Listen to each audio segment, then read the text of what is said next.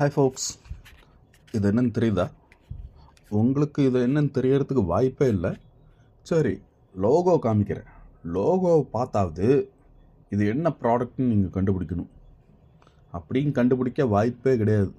ஏன்னா 99% யாருக்கும் இது என்ன ப்ராடக்ட்னே தெரியாது. ஸோ இதுதான் PDA, அதாவது பாக்கெட் டிஜிட்டல் அசிஸ்டன்ஸ்னு சொல்லுவாங்க, ஆர் பாக்கெட் கம்ப்யூட்டர்னு சொல்லுவாங்க. ஸோ இதோடைய மாடல் நம்பர் என்னென்னு பார்ப்போம்.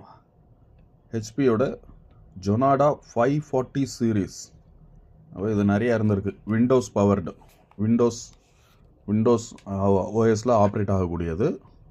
அண்ட் இது எப்படி இருக்கும் அப்படின்னு பார்த்தீங்கன்னா, இப்படி ஓப்பன் பண்ணோம்னா இப்படி இருக்கும். ஆக்சுவலாக இந்த மூடி வந்து இதோட ஃபிக்ஸ்டு. இப்படி ஓப்பன் பண்ணி பின்னாடி இப்படி மடித்து போட்டுக்கலாம், அப்படி இருக்கும். பட் அதில் வந்து ஒரு நாபு உடஞ்சி போச்சு, அதனால் அது தனியாக வந்துருச்சு. ஓகே, இப்போ பாருங்கள். இதில் என்னென்னா, இது வந்து ஆக்சுவலாக ஒரு டச். இதில் 4 பட்டன் கொடுத்துருக்காங்களா? என்னென்ன பட்டன் கொடுத்துருக்காங்க?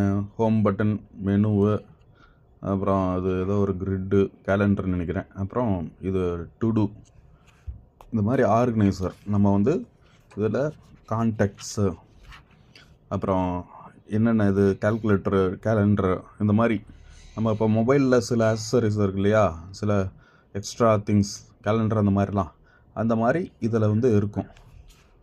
அண்டு பார்த்திங்கன்னா இது டச்சு எப்படி கொடுத்துருப்பாங்க அப்படின்னு. இது ஆக்சுவலாக ஒர்க்கிங் தான், பட் ஸ்க்ரீன் வந்து போயிடுத்துன்னா இந்த ஃபுல்லாக எல்லோ கலர் டல்லாக தெரியுது. மற்றபடி இது வந்து கம்ப்ளீட் ஒர்க்கிங் தான். வேறு ஏதாவது டீட்டெயில் நோட் பண்ணுறது, அப்புறம் இமெயில் அனுப்புறது, இந்த மாதிரிலாம் இருக்கும். இதில் இமேஜ்லாம் சேவ் பண்ண முடியாது. ஏன்னா இது வந்து ஒரு மோனோக்ரோம், பிளாக் அண்ட் ஒயிட்டில் தான் தெரியும். பேக்ரவுண்டு எல்லோ கலர் லைட்டில் எரியும். அண்ட் லெட்டர்ஸ்லாம் இது தெரியும். இது வந்து ஒரு பாம் கம்ப்யூட்டர், கையில் எப்படி எடுத்துகிட்டு போகிற கம்ப்யூட்டர், மொபைல் மாதிரி தான் இருக்குது இல்லையா. இதெல்லாம் வந்து 1980s வந்தது. அண்ட் இதோடைய டச்சு எங்கே எது கொடுத்துருக்காங்க பாருங்கள். இந்த டச் பென் இது எப்படி கொடுத்துருக்காங்க பாருங்கள். இந்த மூடியிலே வந்து கொடுத்துருக்காங்க. இதை வந்து இப்படி எடுத்துக்கலாம்.